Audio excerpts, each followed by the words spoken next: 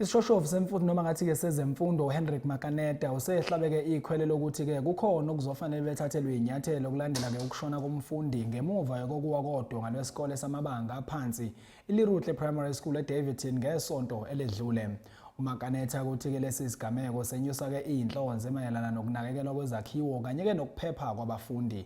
Unxenxa-ke iphathimandla ukuthi-ke ziphenye kabanzi ngalolu daba bese-ke zibeke eqhulwini ukuhlinzekwa kwabafundi ngendawo yokufundela ephephile ukuze kuzogwemeka izehlo ey'fuze lesi.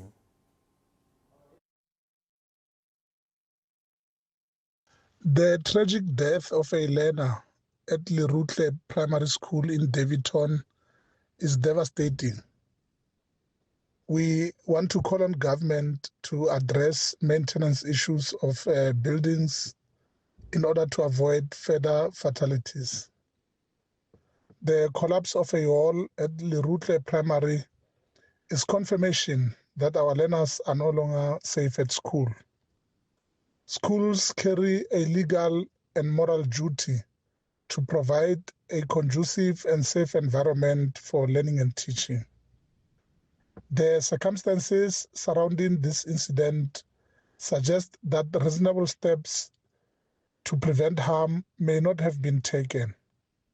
Those responsible must be held accountable. It is necessary that a thorough investigation be conducted without any delay and that all findings are made public. Accountability must not end with expressions of sympathy. It must include consequences for any party that is found to have acted negligently in their duty of care. In light of these facts, a delictual claim should follow. There is reasonable ground for the presence of wrongful conduct and negligence as a prima facie evidence to prove that legal action against the school and relevant education authorities should follow.